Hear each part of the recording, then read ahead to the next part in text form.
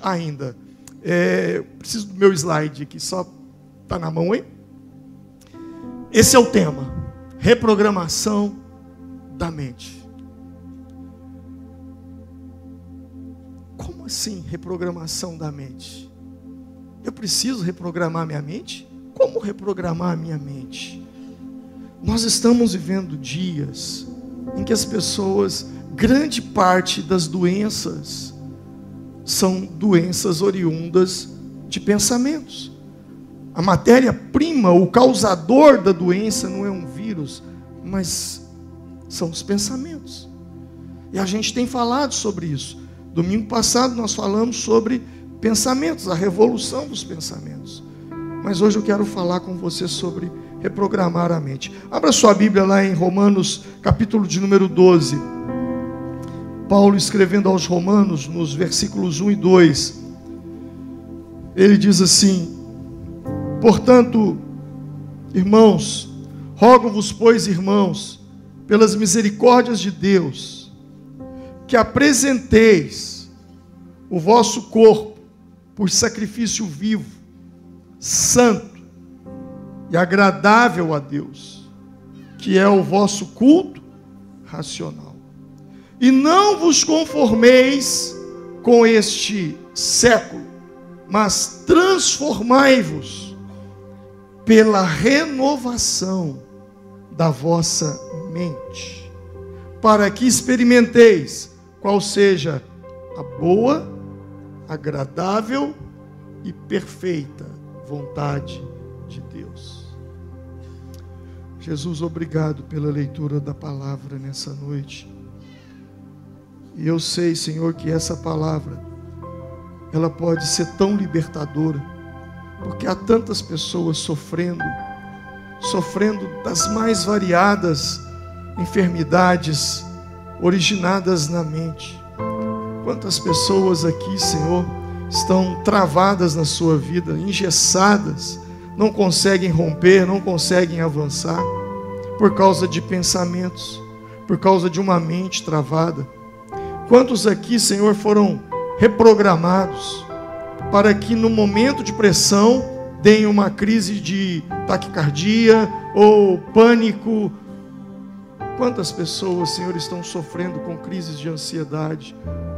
Pai, nós precisamos de uma reprogramação na nossa mente. E a minha oração é que nesse momento o Senhor liberte as mentes para que elas possam ouvir a palavra. Todo ataque do inimigo caia por terra agora, em nome do Senhor Jesus. E que os ouvidos sejam abertos para ouvir a tua palavra. Amém. O apóstolo Paulo, escrevendo aos Romanos, ele fala que há necessidade de uma transformação.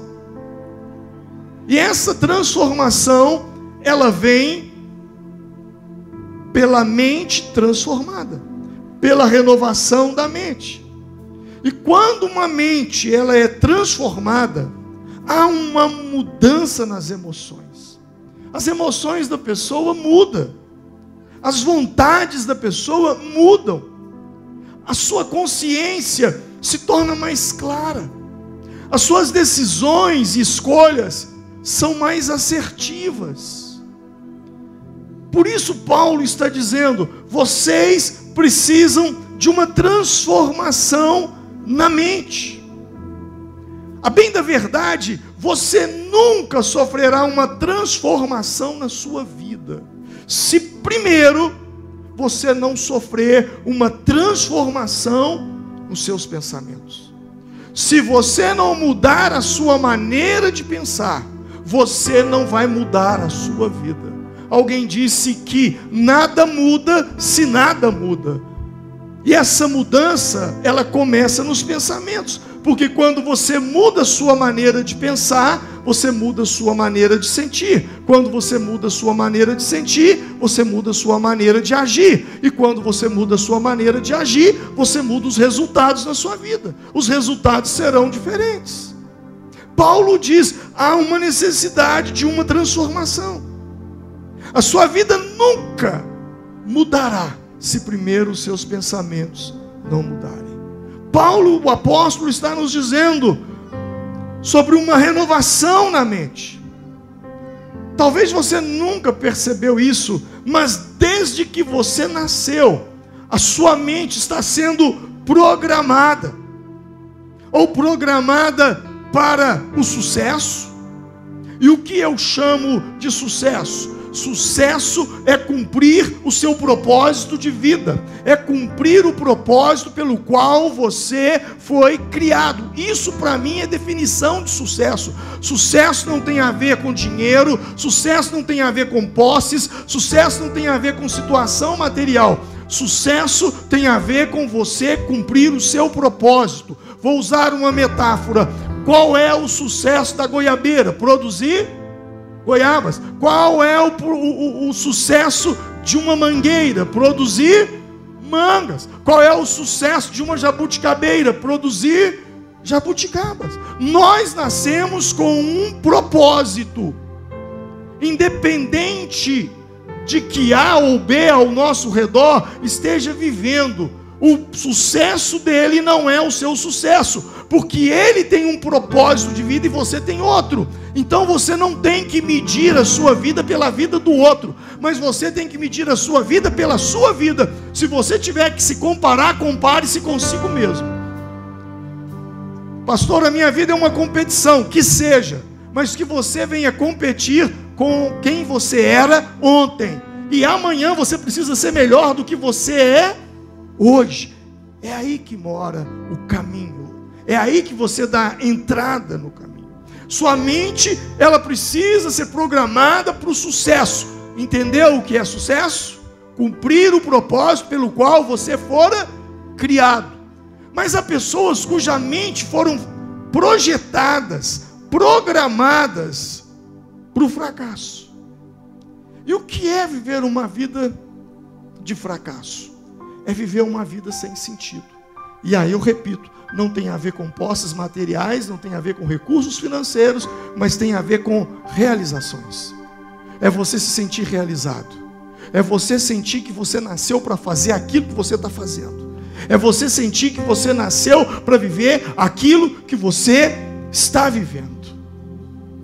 E quando eu falo de mente, eu não estou falando de cérebro. Mente é uma coisa, cérebro é outra coisa. E eu vou contar uma metáfora. Quando vem na minha cabeça mente e cérebro, cérebro e mente, sabe o que passa na minha mente, na minha cabeça? Um celular. Um celular. Você tem um celular. E o celular é o cérebro, é a máquina, ok? Entende isso? É a máquina, não é a mente.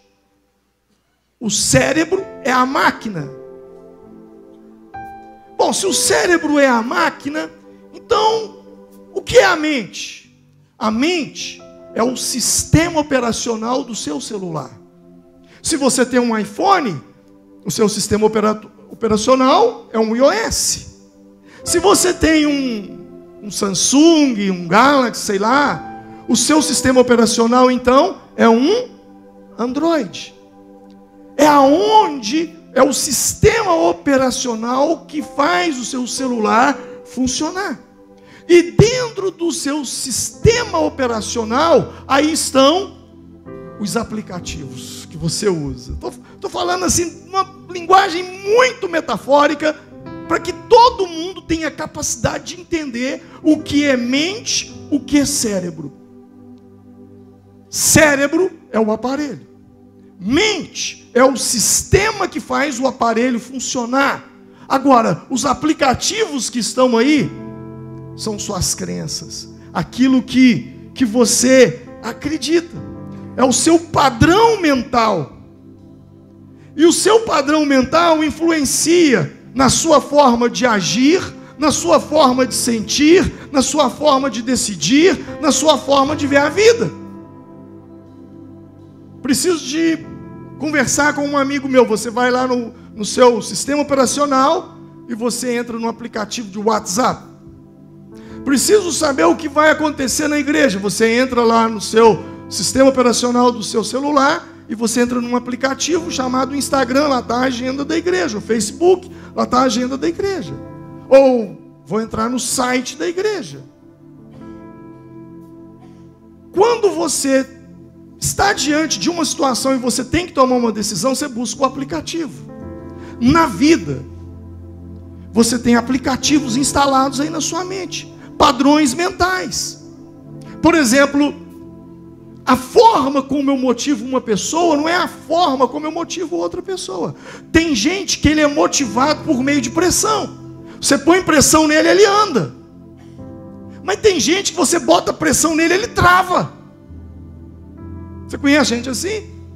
Tem gente que você faz um elogio para ele e ele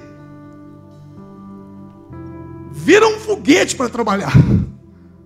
Mas tem gente que se você fizer um elogio em público, você trava.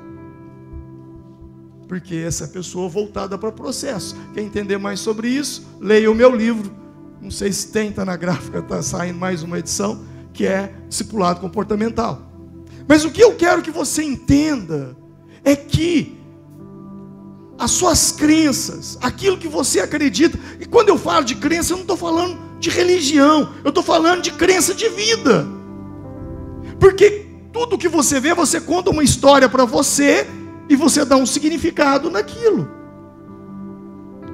E esse significado vai fazer com que você tenha sentimentos, emoções, e vai dirigir a sua vida. É a forma como você vê a vida. Então, quando Paulo fala da mente renovada, se fosse hoje, ele talvez estaria dizendo: você precisa renovar esses aplicativos que foram instalados na sua mente. Eu estou falando de aplicativo instalado, mas tem muita gente aí que tem vírus mesmo instalado, aí, um cavalo de Troia na sua cabeça, roubando dados e travando tudo na sua vida. Eu estou usando uma linguagem bem popular. Poderia ser um pouco mais profundo, mas para que todos nós possamos entender. Então, isso tem a ver com o seu padrão mental. E esse padrão mental pela qual, as lentes pela qual você vê a vida, pela qual você age, pela qual você toma suas decisões, suas atitudes. Esses padrões mentais, eu poderia chamá-los de aplicativos, vírus, sei lá o quê. Isso foi instalado na sua vida através de experiências que você vivenciou na sua vida.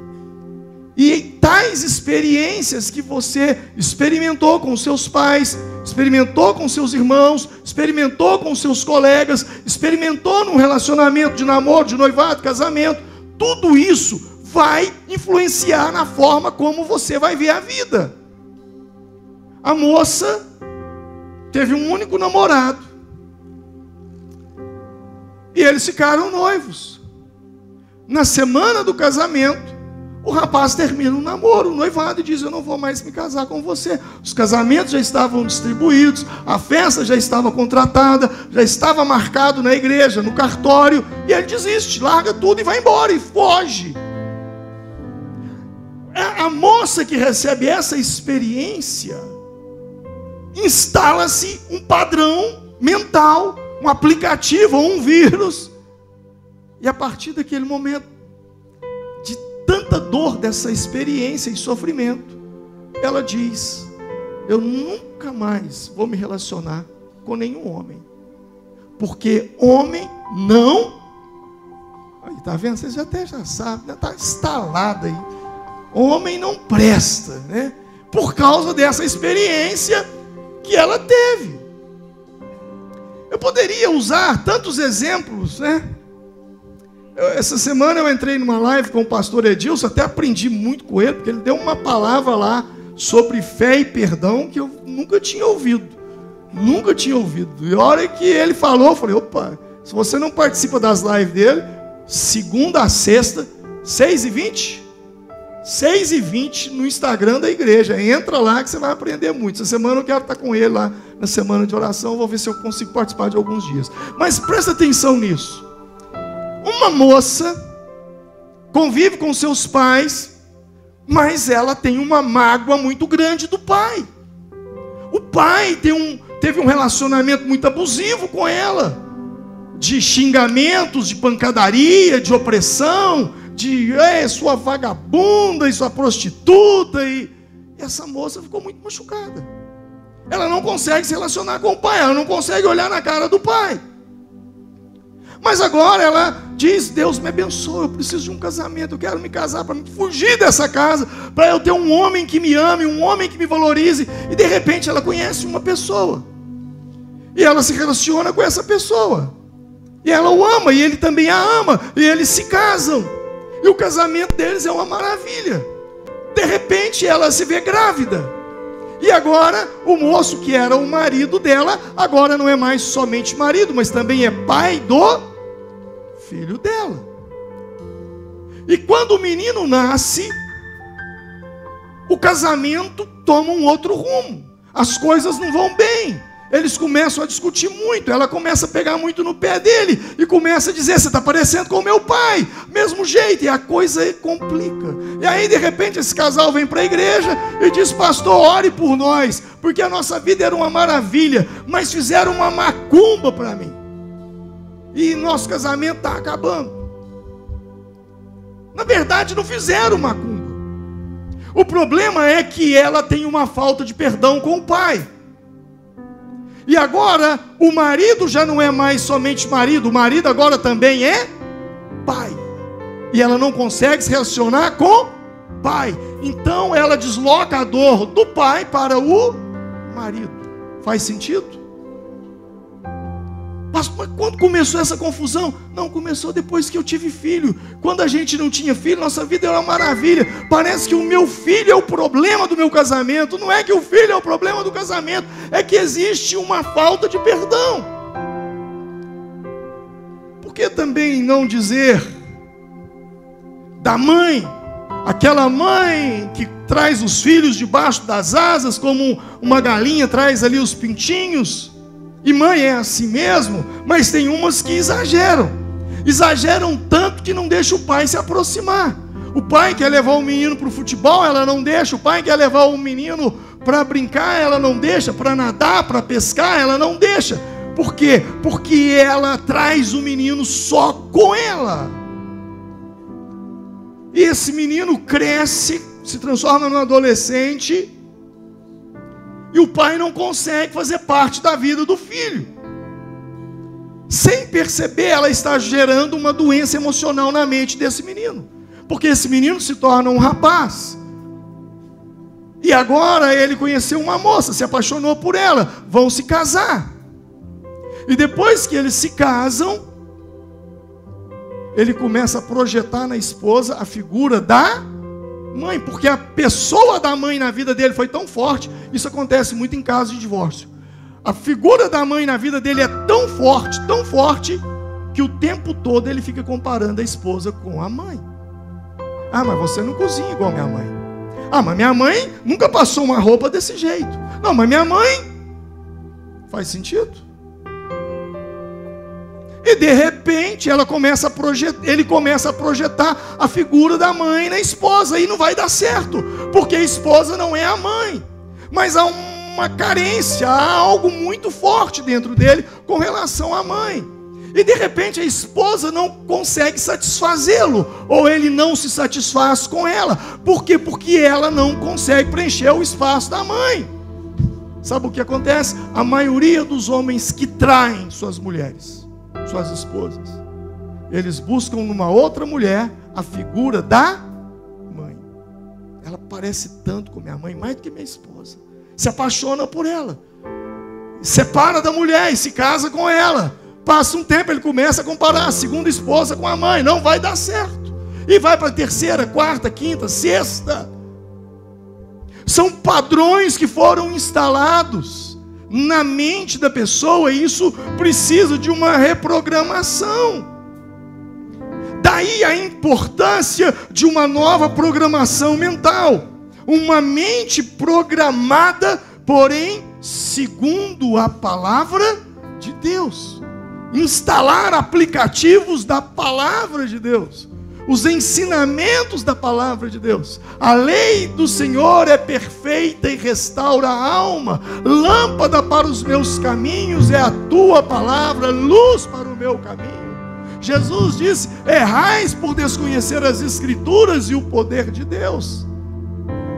Quando você tem acesso à palavra de Deus, não é sobre mudança de religião, é sobre mudança de mentalidade. Uma mentalidade reprogramada de acordo com a palavra de Deus. Por exemplo, o que eu falei aqui hoje, onde é que você vai aprender isso? Se o culto acabasse agora, você já aprendeu? Coisas que você não vai ouvir lá fora, você vai ouvir aqui dentro.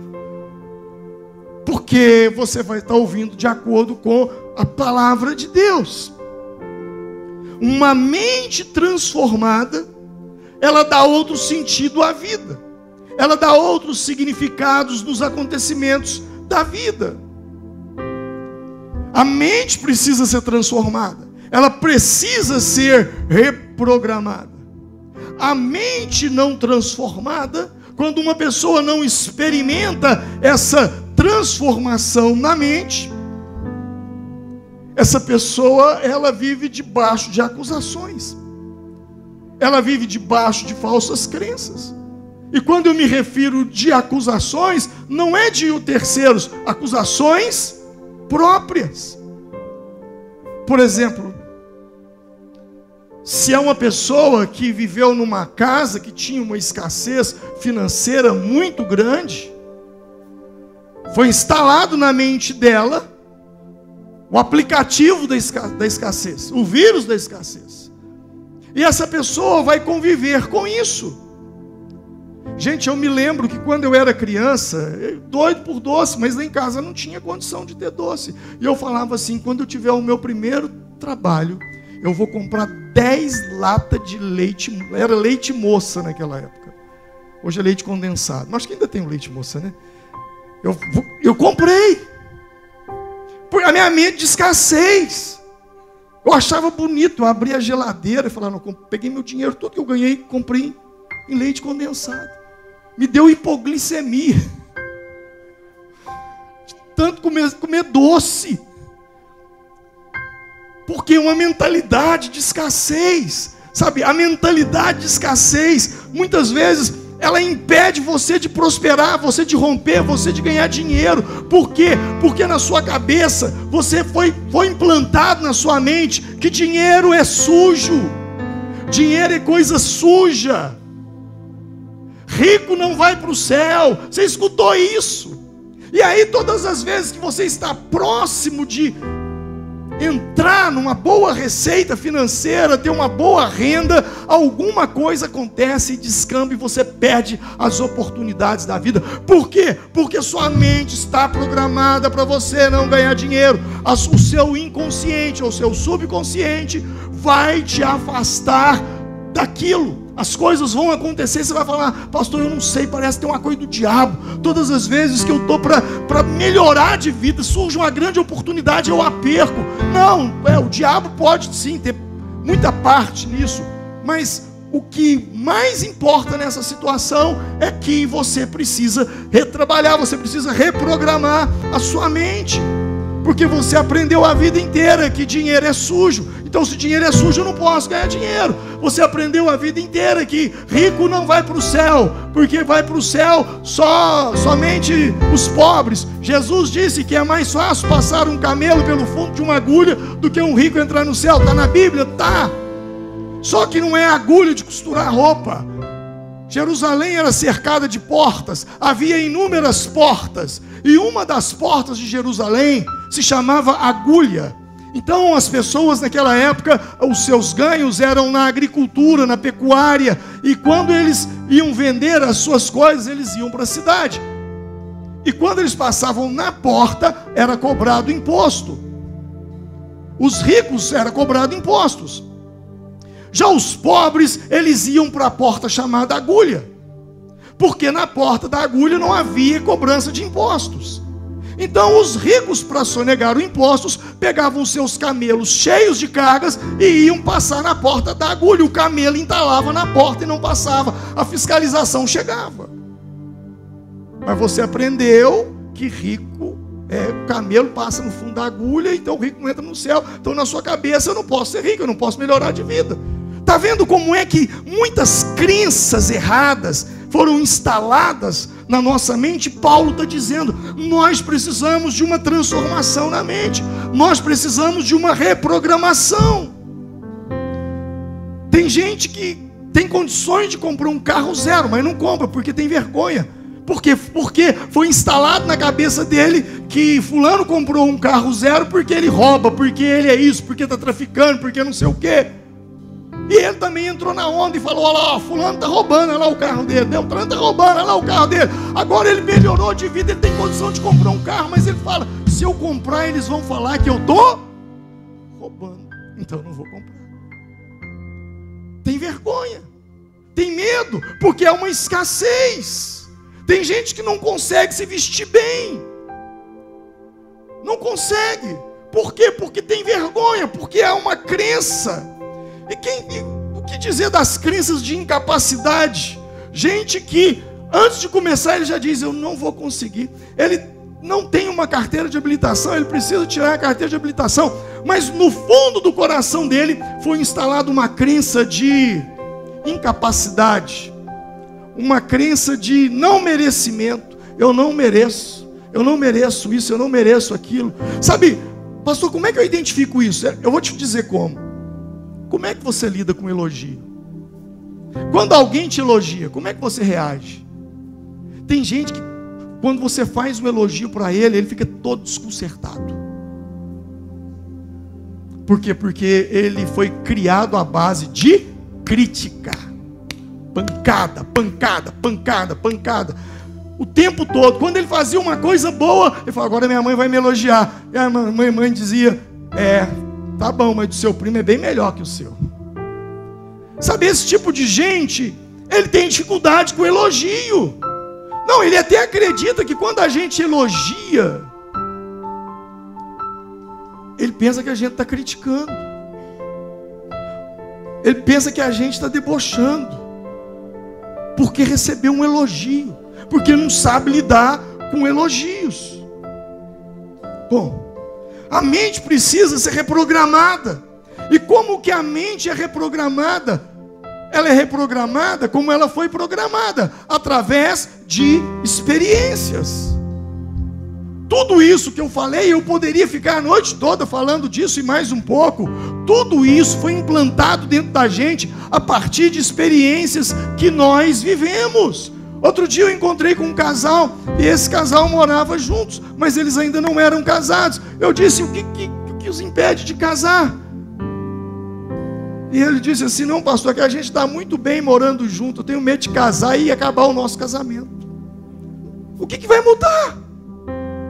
Mas olha o que é uma mente cauterizada, uma mente reprogramada. Não, porque ele ouviu isso em algum lugar. Olha, fulano e Beltrano, eles viviam amaziados, viviam muito bem. Mas o dia que casou, o casamento deles desandou, acabou. Uma programação mental. Se a sua mente não for renovada, Romanos capítulo 12 diz: portanto, irmãos, rogo pelas misericórdias de Deus que se ofereçam em sacrifício vivo, santo e agradável a Deus, que é o vosso culto racional. Não se amoldem ao padrão deste mundo, mas transformem-se pela renovação da mente. Para quê? Para quê? Para que sejam capazes de experimentar e comprovar a boa, agradável e perfeita vontade de Deus. O texto está dizendo que se a sua mente não for transformada, você não vai experimentar a boa, agradável, perfeita vontade de Deus. Você não vai experimentar. Você não vai comprovar a boa, agradável, perfeita vontade de Deus. É necessário uma transformação na sua mente. Assim como a nossa mente sofre com padrões mentais que foram instalados através de experiências negativas, como o divórcio dos pais, uma agressividade do pai ou da mãe, uma carência afetiva, a nossa mente, ela é transformada quando nós passamos a ter experiências com Deus. Uma pessoa que tem uma experiência com o amor de Deus, essa pessoa jamais sofrerá de carência afetiva. Jamais. Porque ela experimentou. A experiência tem o poder de reprogramar a nossa mente, seja para o lado positivo, seja para o lado negativo. Experiências moldam as nossas mentes. E o texto está dizendo sobre experimentar a boa, perfeita vontade de Deus. Eu ia falar uma coisa aqui, talvez dê tempo. Quando João Batista foi preso, lembra quem foi João Batista? Primo de Jesus, o profeta, cheio do Espírito Santo, pregava no deserto, uma multidão se reunia. Quando Jesus foi ser batizado, João disse: Senhor, eu queria ser batizado por ti. Jesus disse: mas convém que se cumpra as Escrituras. João batiza Jesus, o Espírito Santo desce do céu em forma de uma pomba. E João, ao ver Jesus passando, diz: eis aí, eu vos batizo com água, mas virá um após mim, que vos batizará com fogo e com o Espírito Santo. Um dia Jesus passa, ele diz: eis aí o Cordeiro de Deus que tira o pecado do mundo. Esse homem cheio de poder, cheio de experiência com Deus, agora ele vai preso por Herodes, ele vai ser decapitado, ele está na prisão, e ele tem uma dúvida: se Jesus é o Messias, ele vai me tirar da cadeia. E Jesus não tira. Então ele chama os seus discípulos lá na cadeia e diz: vão até o encontro dele. Isso está registrado no Evangelho de Marcos, capítulo 11, depois você lê em casa, do versículo 1 ao 3. Perguntem para Jesus se ele é o Messias ou se eu devo esperar outro. Olha só, a experiência que ele teve com Jesus, ele ainda estava com dúvida. Isso me consola nos momentos de dificuldade e lutas da vida. A nossa fé dá uma... Se João Batista teve, que dirá eu? Mas o fato foi que os discípulos foram até Jesus e disseram: mestre, João nos enviou até você para te fazer uma pergunta. E Jesus disse: qual é a pergunta? É você o Messias que havia de vir, ou devemos esperar um outro? E Jesus respondendo disse-lhes: ide anunciai a João, Mateus 11, versos 4 e 5, que anunciai a João o que estáis ouvindo e vendo: os cegos veem, os coxos andam, os leprosos são purificados, os surdos ouvem, os mortos são ressuscitados, e aos pobres é pregado o Evangelho. Jesus não disse nem que sim e nem que não. Jesus contou para eles experiências. Experiências de surdo ouvindo, de cegos vendo, de coxos andando, de leprosos sendo purificados, de mortos sendo ressuscitados. Jesus contou para eles experiências. Por quê? Porque João estava tendo uma experiência, talvez, de abandono, de rejeição, de solidão naquela prisão. Um homem que era rodeado por multidões, agora está preso, ninguém pode fazer nada por ele. Essa era a experiência que estava padronizando a mente dele. E Jesus lhe dá uma nova experiência. Conte para ele: mudos falam, surdos ouvem, cegos veem, mortos são ressuscitados, paralíticos andam. E eles voltam e dizem isso para João. Em outras palavras, João queria sair da cadeia, e Deus não ia tirá-lo da cadeia. João estava colocando o foco dele naquilo que Deus não estava fazendo. Toda vez que você colocar o teu foco naquilo que Deus não está fazendo, sua fé vai cair. Quantas coisas, nós já estamos entrando em novembro, quantas coisas Deus já fez na sua vida esse ano? Mas a maioria de nós estamos focados naquilo que ainda não foi feito. E porque aquilo não foi feito, nós estamos dizendo: Deus não me ouve. Eu já orei, eu já jejuei, eu já busquei, Deus não me ouve, eu não sei mais o que eu faço. Porque você está colocando o foco naquilo que Deus não está fazendo. Comece a olhar para trás, comece a se lembrar das coisas que Deus fez na sua vida. Porque se você focar naquilo que Deus ainda não fez, sua fé vai se abater. Jerusalém estava destruída, estava um caos, as casas, a cidade em cinzas. E as pessoas diziam: não há mais jeito. Mas Jeremias, no livro de Lamentações, ele abre a boca e diz: quero trazer à memória aquilo que me dá esperança. Você tem algo na sua vida que te dá esperança? Você já teve alguma experiência com Deus? Então foque nela. Coloca o teu foco sobre ela, não sobre aquilo que Ele ainda não fez, porque senão sua fé vai cair. Pastor, mas como que eu reprogramo a minha mente? Você reprograma a sua mente através da palavra. Provérbios capítulo 23, verso 7 diz: porque como imagina em sua alma, assim ele é. A renovação da mente se dá pela palavra. Você precisa se alimentar. Você precisa alimentar a sua mente com a palavra, para que na hora das decisões, a sua mente diga para você quem é você, de acordo com aquilo que você ensinou a ela através da palavra. Você não é produto do que as pessoas dizem a seu respeito. Você é aquilo que a sua Bíblia diz que você é. Você pode aquilo que a sua Bíblia diz que você pode. Você tem aquilo que a sua Bíblia diz que você tem. Então eu não sou o que as pessoas pensam ao meu respeito. Eu não sou nem o que eu penso ao meu respeito. Mas eu sou aquilo que a minha Bíblia diz que eu sou. Você pode aplaudir o Senhor.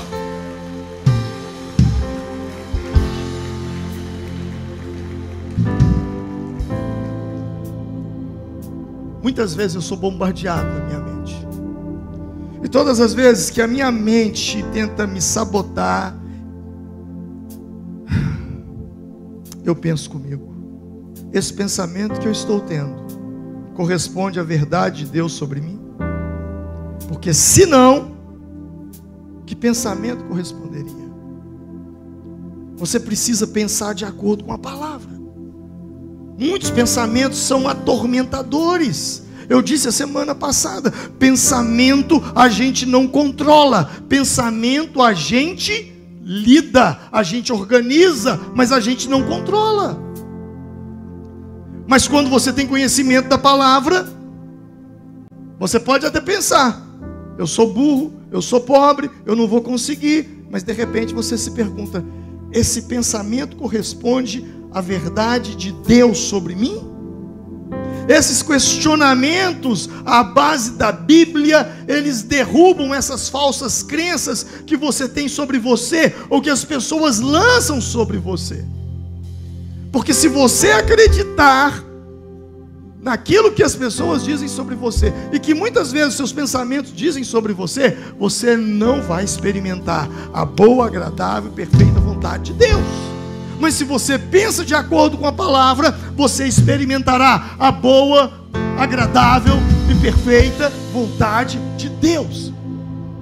Filipenses capítulo 4, verso 8 nos dá um filtro. Finalmente, irmãos, tudo que é verdadeiro, tudo que é respeitável, tudo que é justo, tudo que é puro, tudo que é amável, tudo que é de boa fama, se há alguma virtude há, se algum louvor existe, seja isso que ocupe o vosso pensamento. O que eu estou pensando é respeitável? É justo? É puro? É amável? É de boa fama? Tem alguma virtude? Tem algum louvor? Porque se não tem, lembra da metáfora que eu contei a semana passada? Comeu arroz, está almoçando, de repente percebeu que tem uma pedrinha dentro da boca, e é horrível dar uma mordida. Só de eu falar isso aqui, eu já me dá morder numa pedra.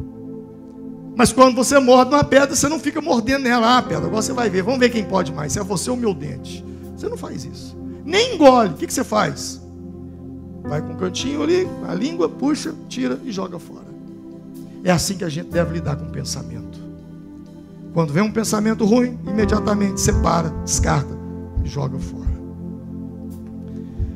A sua mente, ela precisa ser reprogramada. E uma arma poderosa para a reprogramação da mente é a oração. Diga comigo: a oração tem poder.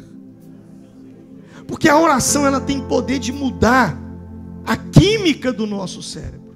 Ela altera o nosso cérebro, ela altera a nossa mente. Eu nem vou usar a Bíblia agora. Eu vou usar a ciência. Assista esse vídeo. Então, como que eu reproduzo o neurônio? Quando eu preciso médico, dele, quando eu estimulo ele. Neurologista. Como que eu faço para estimular o meu lobo pré-frontal, que é o lobo da decisão? Acredite se quiser, eu me surpreendi ao estudar isso e realmente tomei um grande choque. Não é um pastor, é um médico. Não existe nada que aumente o fluxo sanguíneo para o lobo pré-frontal, que é o lobo da decisão, do que a oração. Há quanto? Extraordinário, hein? Eu lhe digo, eu faço uma ressonância que eu consigo fazer no Hospital Adventista de Manaus, que é uma ressonância funcional. O que é isso? Eu boto o paciente dentro da máquina de ressonância magnética e de repente eu boto ele para escutar alguma coisa. Aquela área da audição no lobo temporal vai ficar vermelha porque encheu de sangue. Né? Eu coloco ele para ver alguma coisa, eu falo, abre o olho, ele abre o olho, ele vê alguma coisa, aquela parte do lobo occipital dele enche de sangue. Quando ele começa a orar, a parte do lobo pré-frontal dele aumenta em 7 ml por minuto a quantidade de sangue. Olha com oração. Que bênção, rapaz. Fantástico. Então, eu tô aqui em êxtase aqui agora. Eu não orava, meu amigo. Eu não orava. Então aí vem cá, isso hipertrofia o cérebro. Sabe o que eles começaram a ver? Que a descarga dopaminérgica é tão grande quanto a do amor. Só que ele libera também vasopressina, norepinefrina e cortisol, porque a oração, ao contrário do que muita gente pensa, ela não te relaxa como meditação, ela te estimula. Ela estimula teu cérebro. Ela te faz uma conexão que você parece que não tinha. E nesse estudo de um estudioso chamado Andrew Newberg, né, que fez o Capacete do Medo de Deus, que eu vou falar, ele descobriu que aumentava o volume de sangue. Ele falou, cara, será que se eu botar esse pessoal orando durante 8 semanas, o volume fica ainda maior do que os 7 ml? Ele descobriu que não. Fica nos 7 ml, mas ele descobriu uma coisa incrível. Havia uma hipertrofia do córtex pré-frontal 8 semanas depois. Havia aumentado de tamanho. Aumentou de tamanho. Desenvolveu. E isso significa... Aumentou a massa cinzenta. Aumentando a massa do lobo pré-frontal, significa também que a pessoa vai ter mais facilidade de tomar decisões corretas. Eu te pergunto, eu malhando o meu bíceps e eu não malhando o meu bíceps, eu preciso carregar um peso para levar para fora da minha casa. Qual vai ser a pessoa que tem mais facilidade? Aquela que malha o bíceps ou que não malha? Que malha. Se eu preciso tomar uma decisão na minha vida e eu estou sendo estimulado pelo meu lobo límbico, mas é o meu lobo pré-frontal que vai tomar a decisão, de onde vai vir a melhor decisão? Aquela pessoa que é ambientada a orar e que é ambientada a ter gratidão ou aquela que nunca ora? Fantástico, né? Rapaz, aqui o negócio eu não estou falando de Deus, eu estou falando de coisa física. Ciência. Você vai começar a orar a partir de agora? Amanhã tem oração, 6 da manhã. Não é um pastor, é um médico neurologista. Você reprograma sua mente através da oração. Você reprograma sua mente através do perdão. Por quê? Porque sua mente foi treinada para não levar desaforo para casa, para não ficar no prejuízo. É por isso que as pessoas têm dificuldade de perdoar. Porque uma mente renovada, ela entende que o perdão não é sobre o outro, o perdão é sobre ela. Perdoar não muda a pessoa que te ofendeu, perdoar muda você. Perdão não é sobre o outro, perdão é sobre você. Nós já estamos entrando em novembro. Imagine que quantos sacos de lixo você produziu esse ano? Você tem ideia? Mas imagine que todo esse lixo que você produziu ao longo desse ano, você colocou ele debaixo do tapete da sua casa. Como é que está o cheiro lá? Horrível. Quantos problemas você teve no seu casamento? Quantas discussões você teve no seu casamento?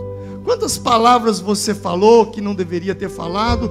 Quantas situações que você vivenciou, que você não perdoou? Tudo isso é como se você estivesse colocando o lixo debaixo do tapete. Quantas coisas aconteceram com você? Pessoas que te ofenderam, pessoas que te machucaram, pessoas que te magoaram, e você não perdoou. É como se você tivesse colocado o lixo por debaixo do tapete. E agora, o lixo precisa sair, e vai sair. Quem vai ser prejudicado é você. Todas as vezes que alguém te prejudica, perdoa, porque é como se você pegasse aquele lixo e jogasse fora. Jesus, na oração do Pai Nosso, ele falou coisas interessantíssimas. Venha a nós o teu reino, o pão nosso cada dia nos dai hoje, não nos deixes cair em tentação, seja feita a tua vontade assim na terra como no céu. Mas lá ele também disse o quê? Para que nós devêssemos perdoar, porque se nós não perdoarmos, nós não seremos perdoados. E Jesus terminou a oração do Pai Nosso. Ele falou sobre vários assuntos no Pai Nosso, mas depois que ele termina a oração do Pai Nosso, ele volta num assunto. E qual assunto que é? Perdão. Eu vos digo que se vocês não perdoarem, vosso Pai Celestial não poderá perdoá-los. Jesus deu ênfase na oração do Pai Nosso. O que ele deu mais ênfase foi no perdão. E eu caminho para o fim. Reprogramação mental. Você pode reprogramar a sua mente através do louvor. Reprogramação da mente é desenvolver pensamentos sobrenaturais. Isso significa então que você precisa adorar em meio àquilo que você não consegue entender. Deus, eu não entendo, mas obrigado, Jesus. A porta pela qual Deus entra a fim de invadir a nossa vida é a porta do louvor. Isaías capítulo 60, verso 18 diz: nunca mais, Israel está se usando muito isso na guerra do Hamas, está usando muito esse texto. Nunca mais se ouvirá de violência na tua terra, de desolação ou ruínas nos teus limites, mas aos teus muros chamarás salvação, e às tuas portas chamarás o quê? Louvor. Veja o que a Bíblia diz em Apocalipse 21, 21. As 12 portas são 12 pérolas, e cada uma dessas portas de uma só pérola. A praça da cidade é de ouro puro, como vidro transparente. Olha o que Isaías diz: mas os teus muros chamarás o quê? Diga comigo, salvação. E as tuas portas chamarás o quê? Como é que se chama a porta? Como é que se chama a porta? Louvor. Agora Apocalipse capítulo 11, Apocalipse 21, 21 diz: as 12 portas. A porta em Isaías se chama o quê? Louvor. Isaías se chama louvor. Agora Apocalipse fala que as portas são de quê? De pérolas. E cada uma dessas portas de uma só pérola. Interessante. Isaías fala que a porta é louvor. Apocalipse fala que louvor é pérola. Como é que uma pérola é formada? Você já leu sobre isso? As pérolas, elas são formadas por irritação, por conflitos. Um grão de areia, ele entra numa concha de uma ostra e ele começa a irritar a ostra. É assim que a pérola é formada. Então, o que Deus está nos ensinando? Porta, louvor, porta, pérola. Então Deus está ensinando a mim e a você que nós precisamos unir irritação a louvor, louvor a irritação. Em outras palavras, quando eu estou irritado, o que eu preciso fazer? Louvar. Abraão, a Bíblia diz que ele se fortaleceu fazendo o quê? Dando glória a Deus. Ele não duvidou por incredulidade da promessa de Deus, mas pela fé ele se fortaleceu dando glória a Deus. Jó, diante das perdas que ele vivenciou, ele perdeu seus bens, ele perdeu suas posses, ele perdeu seus filhos, e alguém diz: amaldiçoa Deus e morra. Jó abriu a sua boca e louvou, dizendo: nu saí do ventre da minha mãe, e nu voltarei. O Senhor o deu, o Senhor o tomou, bendito seja o nome do Senhor. Hebreus capítulo 13, verso 15, o texto diz assim: por meio de Jesus, pois ofereçamos a Deus sempre sacrifício de louvor, que é o fruto dos lábios que confessam o seu nome. O que o texto está dizendo? Sacrifício de louvor. Diga comigo, sacrifício de louvor. Mais uma vez, sacrifício de louvor. Eu disse agora há pouco que nós precisamos unir a palavra irritação com louvor. Por quê? Porque a nossa mente foi programada. Está irritado? Xinga. Está irritado? Reclama. Está irritado? Murmura. A Bíblia está ensinando. Está irritado? Louve. A Bíblia está nos ensinando que Apocalipse, a porta é de pérola. E agora o texto diz sacrifício de louvor. Repita isso comigo, sacrifício de louvor. Diga. Fala isso para a pessoa que está do seu lado, sacrifício de louvor. O que é sacrifício de louvor? Por que um sacrifício de louvor? Porque eu não quero. Porque eu estou irritado. Porque eu estou com raiva. Porque eu estou chateado. Porque eu estou triste. Eu não quero cantar, eu não quero levantar as minhas mãos, eu não quero bater palma. Você precisa entender que a única maneira de você romper é quebrando a sua própria vontade, atropelando o seu ego, levantando as suas mãos e dando glória a Deus, querendo ou não.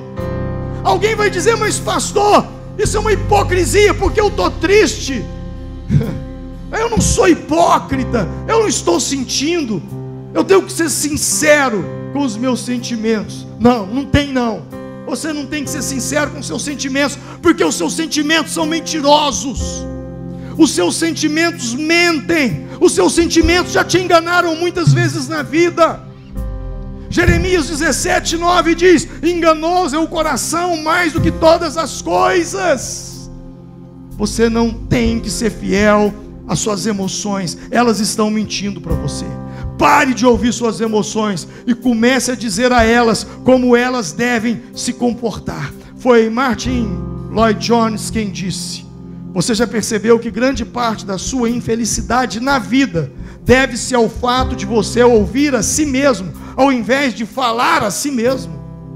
Ei, você entendeu? Você tem ouvido demais você. Está na hora de você começar a falar para você. Eu estou triste, mas eu vou louvar. Eu estou triste, mas eu vou cantar. Então pare de ouvir suas emoções e comece a dizer o que Joel 3 diz: diga ao fraco, eu sou forte. Diga ao fraco, eu sou forte. Diga ao fraco, eu sou. Preste atenção. O texto não diz diga ao fraco. O texto não está dizendo diga ao fraco. O texto está dizendo o quê? Diga o fraco. Então eu não tenho que falar para o outro, eu tenho que falar para mim mesmo. Eu sou forte. Sacrifício de louvor é você declarar a fidelidade de Deus antes de receber uma resposta em meio à angústia. Quando tudo parece sem esperança, eu não sei, eu não entendo, mas mesmo assim eu te louvo. Ainda que a figueira não floresça, nem haja fruto na vide, o produto da oliveira minta, os campos não produzam mantimento, as ovelhas sejam arrebatadas do aprisco, nos currais não haja gado, todavia eu me alegrarei, eu me exultarei no Deus da minha salvação. Sacrifício de louvor em meio aos conflitos e às incertezas. Nós adoramos, e quando nós adoramos, Isaías 30:18, Isaías 60:18, as tuas portas são louvor. Uma porta se forma na nossa frente, uma entrada por onde o Rei da Glória vai invadir. A porta que você abre para Deus entrar em lugares de conflito e mudar situações na sua vida se chama louvor. Então você está triste? Louve. Você está doente? Louve. Você está passando por luta? Louve.